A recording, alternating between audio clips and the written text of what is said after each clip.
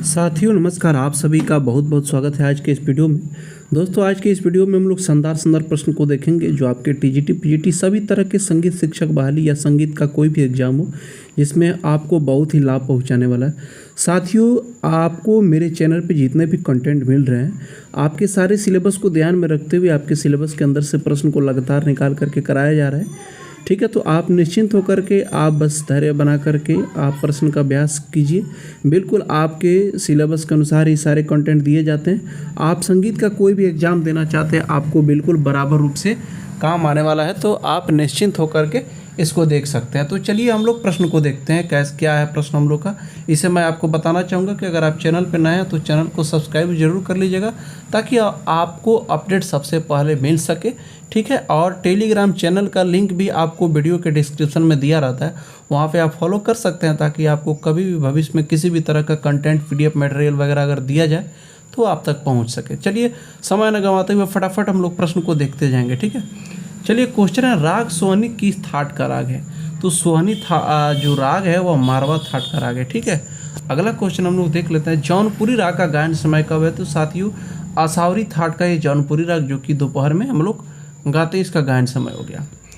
अगला क्वेश्चन है, राग रागनी प्रति में कितने मुख्य राग माने गए हैं? तो मुख्य राग जो राग रागनी प्रति में 6 राग माने गए हैं। ठीक है, और 4 मत हैं इनके। तो इसमें 2 तरह के मत होते हैं, 6 36 और 6 30। अब मैं आपको समझाता हूँ। भरत और हनुमत मत आपको याद आ रहा होगा, मैं बताया हूँ कई वीडियो में। इसके अनुसार 6 और 30 माने जाते हैं। ठीक है, और आपका सोमेश्वर और कलीनाथ के अनुसार 6 36 माना जाता है। ठीक है, चलिए अगला क्वेश्चन है, किस ताल पद्धति में षडांग प्रयोग होता है? तो ये दक्षिणी पद्धति में षडांग प्रयोग होता है। ठीक है, ये दक्षिणी पद्धति में षडांग प्रयोग होता है, जिसको अड़ु द्रुत लघु गुरु प्लुत काकपद को रिलेट करके जो मैं आपको कई वीडियो में समझा चुका हूँ। ठीक है, चलिए अगला क्वेश्चन है। साथ ही आपको सभी तरह के प्रश्न आपको आपके इस चैनल पे देखने को मिलेंगे, तो आप चैनल को सब्सक्राइब करके ज़रूर बने रहिएगा, ताकि अपडेट आपको मिल सके। और जैसे जैसे आपका एग्ज़ाम नज़दीक रहेगा, कंटेंट और भी आपको शानदार मिलते जाएगा, डिटेल में मिलते जाएगा।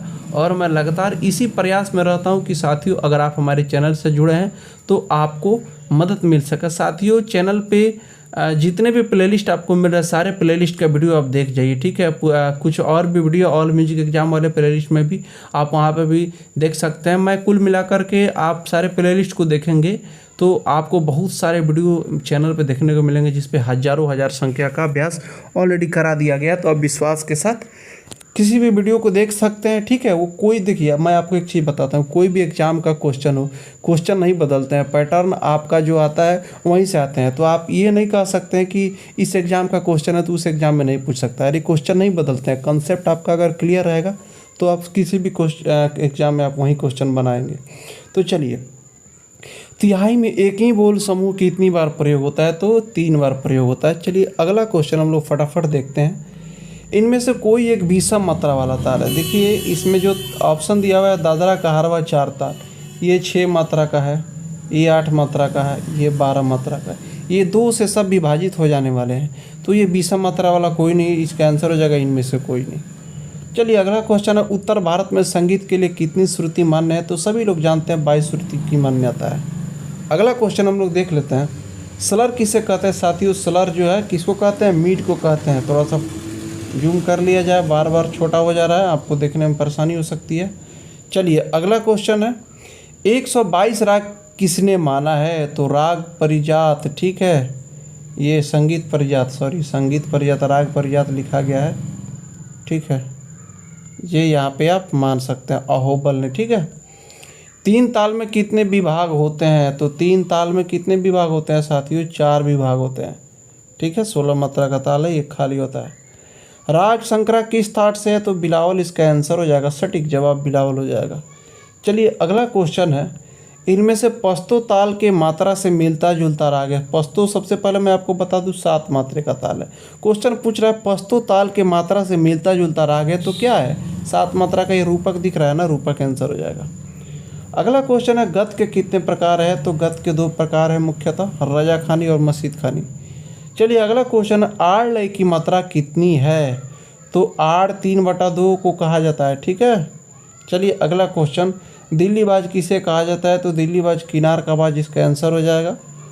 अगला क्वेश्चन हम लोग देख लेते हैं, निम्नलिखित में से कौन सा राग काफ़ी थाट का है?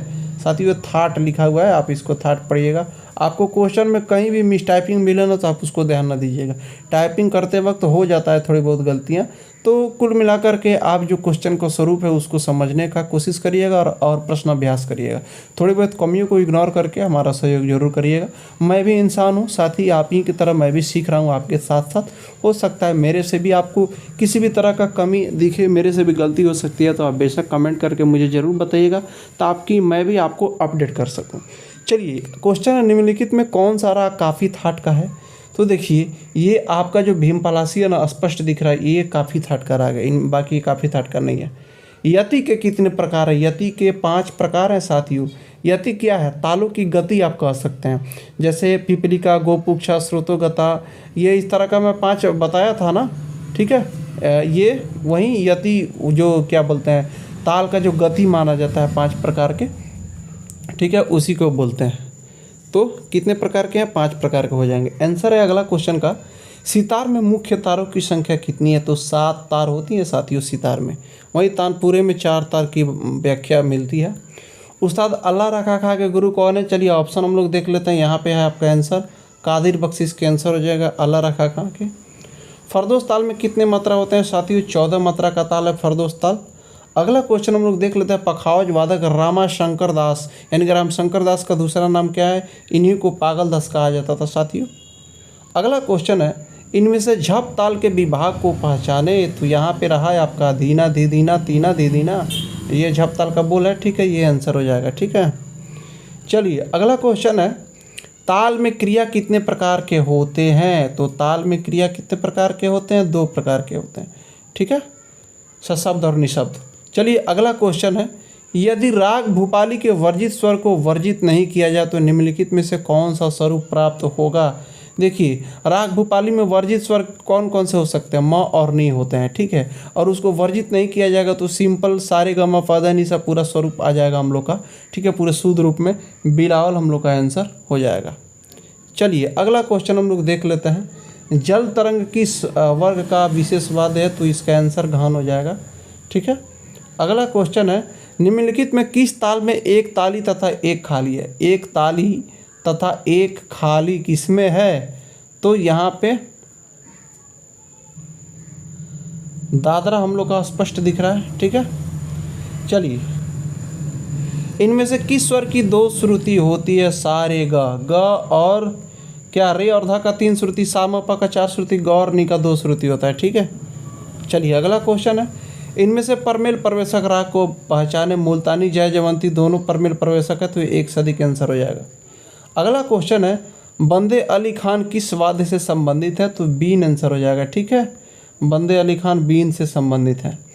आइए फटाफट अगला क्वेश्चन हम लोग देख लेते हैं, दक्षिण संगीत में कौन सा राग वर्गीकरण पद्धति चलता है? तो मेल इसका आंसर हो जाएगा, यहाँ पे रहा मेल। चलिए अगला क्वेश्चन हम लोग देख लेते हैं, पंडित श्रीनिवास ने इनमें से कौन सा ग्रंथ लिखा? तो पंडित श्रीनिवास ने राग तत्व विबोध, इसका आंसर हो जाएगा, ठीक है। अगला राग तरंगिणी तो लोचन का है। अगला क्वेश्चन, निम्नलिखित में रविंद्र संगीत में प्रयोग होने वाला कौन सा वाद्य है? तो इसराज इसका आंसर हो जाएगा, जो विशेष रूप से रविंद्र संगीत में प्रयोग होता है।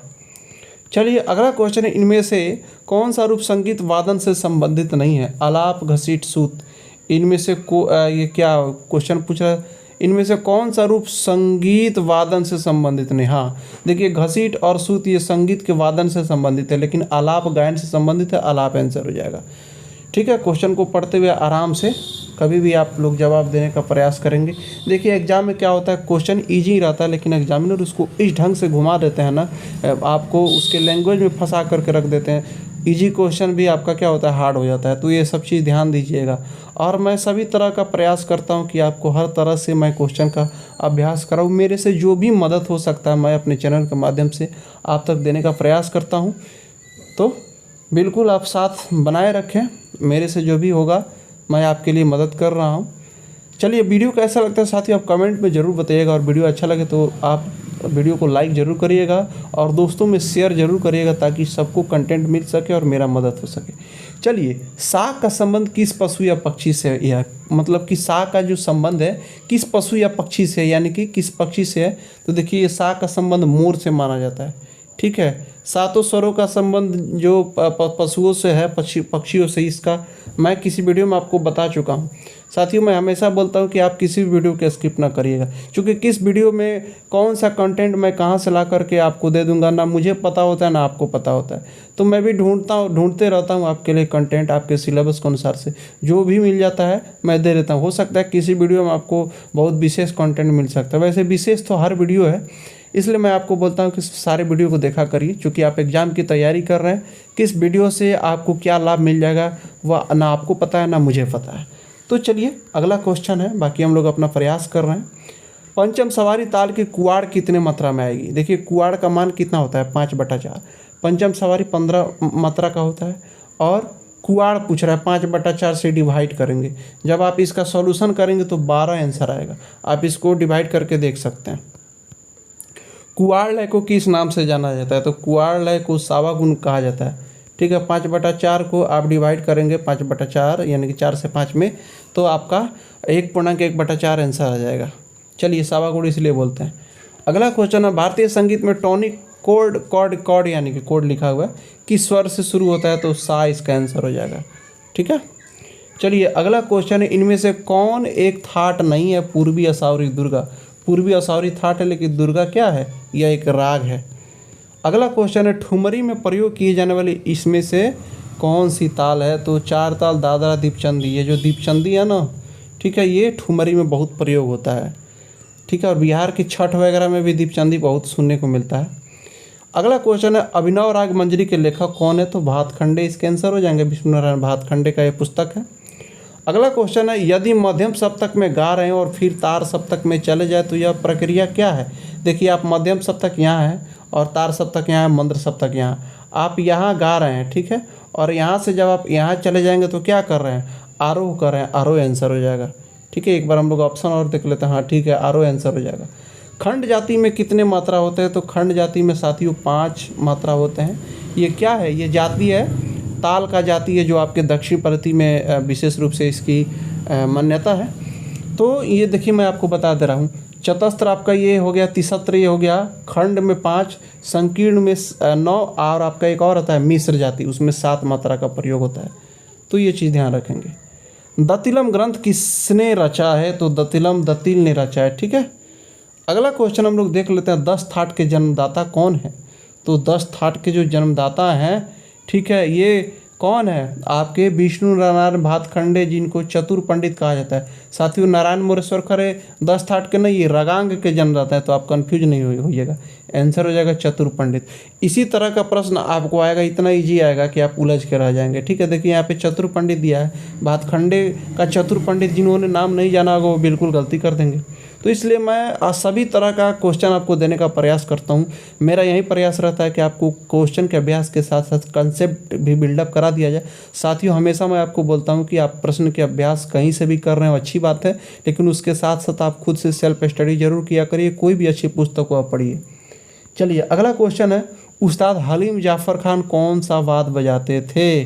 तो हलीम जाफ़र खान ये सितार से संबंधित है, सितार बजाते थे। ठीक है, अलग अलग मतों में गमक के कितने प्रकार हैं? तो देखिए यहाँ पे पूछ रहा है अलग अलग मतों में गमक के कितने प्रकार हैं। एक से अधिक आंसर इसलिए होगा क्योंकि क्वेश्चन उसी तरह से पूछ ही रहा है। तो आपके दक्षिण संगीत में 10 गमक माने जाते हैं और हम लोग में 15 गमक माने जाते हैं। तो इसलिए 10 और 15 दोनों की मान्यता एक से अधिक आंसर हो जाएगा। क्वेश्चन का जो स्वरूप रहता है उसके अनुसार से हम लोग का आंसर एलिमिनेट ऑटोमेटिक हो जाता है। चलिए अगला क्वेश्चन है, झाला किस लय में बजाया जाता है? तो जो झाला है ना, वह क्या किस में बजाते हैं? तो आपके द्रुत में बजाते हैं। ठीक है साथियों, अगर आपको किसी भी तरह का डाउट लगे, कभी भी हो सकता है मेरे से पढ़ाते पढ़ाते फ्लो में, क्योंकि मैं भी इंसान हूँ, गलती कर सकता हूँ। मैं अपने आप को, मैं हमेशा बोलता हूँ कि मैं आपका साथी हूँ, आपके तरह सीख रहा हूँ। मैं कोई बहुत बड़ा आपका संगीत मार्तंड बहुत बड़ा शिक्षक नहीं हूँ, आपके तरह मैं सीख रहा हूँ आपके साथ। ठीक है। मैं आपका साथी हूँ, बस एक प्रयास कर रहा हूँ कि आपको कुछ मदद मिल जाए। तो बाय द वे आपको कभी भी किसी तरह का कमी मिले, कोई भी कमी मिले, कोई गलती मिले, मिस्टेक मिले, तो आप कमेंट करके ज़रूर मुझे आप अपडेट कर दीजिएगा। चलिए अगला क्वेश्चन है ताल, ये लाल लिखा हुआ है ताल, पढ़िएगा। ताल की कितनी जातियाँ हैं? तो 5 प्रकार की जातियाँ अभी मैं बताया हूँ। चलिए अगला क्वेश्चन है भुर्जी खां किस घराने से संबंधित है? भुर्जी खां जयपुर घराने से संबंधित है, ठीक है। अगला क्वेश्चन है भारत ने ब्रिंद को क्या संज्ञा दी? तो कुतुब, कुतुब ये आंसर हो जाएगा, ठीक है।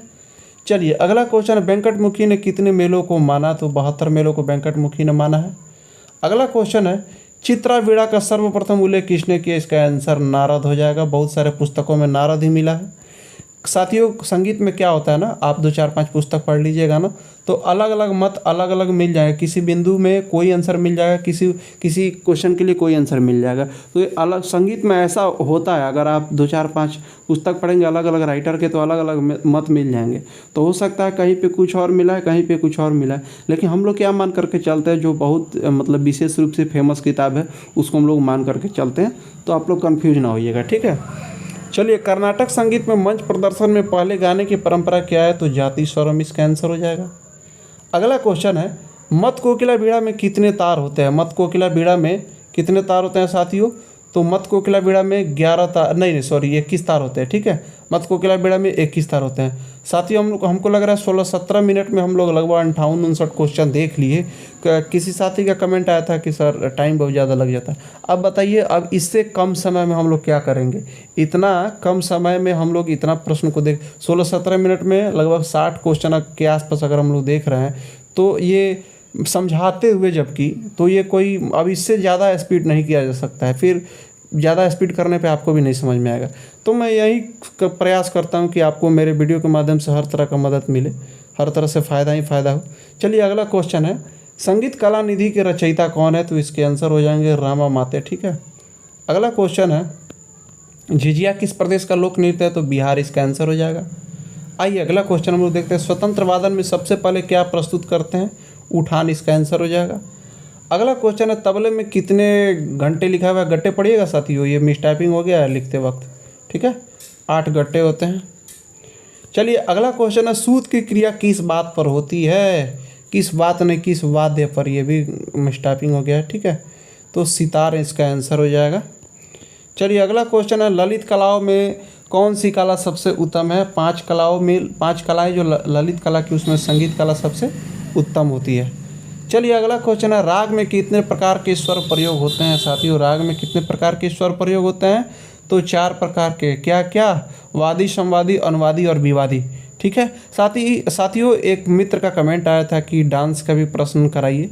बिल्कुल, आपको एग्ज़ाम के पहले डांस का भी सिलेबस मैं कोशिश में हूँ कि थोड़ा सा उसको भी, डांस का भी अध्ययन करके आपको प्रश्न करा दिया जाए। तो मैं ये कोशिश में हूँ कि आपके एग्ज़ाम के पहले डांस का भी सारे प्रश्न का अभ्यास करा दिया जाएगा, ठीक है। मेरे से जो भी मदद हो सकता है मैं कोशिश करता हूँ, बाकी आप सभी का सहयोग बना रहे।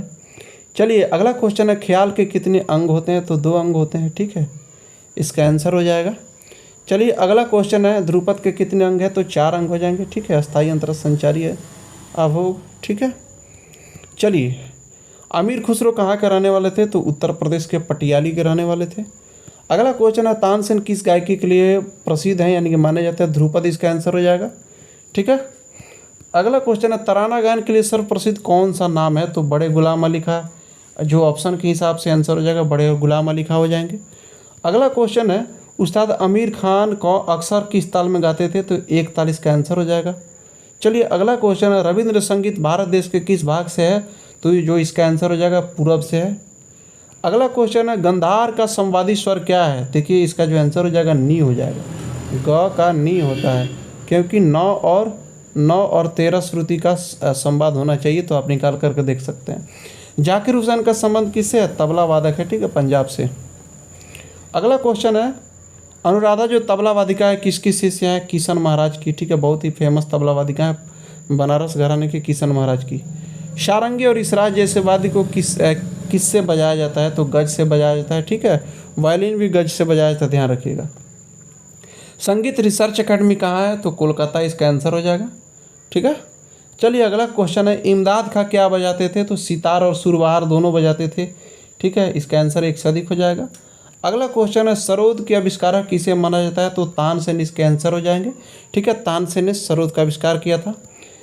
अगला क्वेश्चन है गाने के दूसरे भाग को क्या कहते हैं। साथियों देखिए, गाने के दूसरे भाग यानी कि क्या, पहला अस्थायी अंतरा संचारी अभोग जैसे हम लोग मानते हैं ना, तो गाना में क्या होता है, पहला भाग अस्थायी होता है, दूसरा भाग क्या होता है, अंतरा होता है। ठीक है, तो इसका आंसर हो जाएगा अंतरा। साथियों आज का वीडियो कैसा लगा, क्वेश्चन कैसा रहा, अगर आपको सही लग रहा होगा, अगर आपको कंटेंट अच्छा लग रहा होगा तो वीडियो को लाइक ज़रूर करिएगा, और अगर आपका किसी तरह का विचार हो तो कमेंट में ज़रूर मुझे बताइएगा। बाकी आप वीडियो को शेयर करके मुझे सहयोग जरूर करिएगा। चलिए मिलते हैं नेक्स्ट वीडियो में और भी शानदार प्रश्नों के साथ।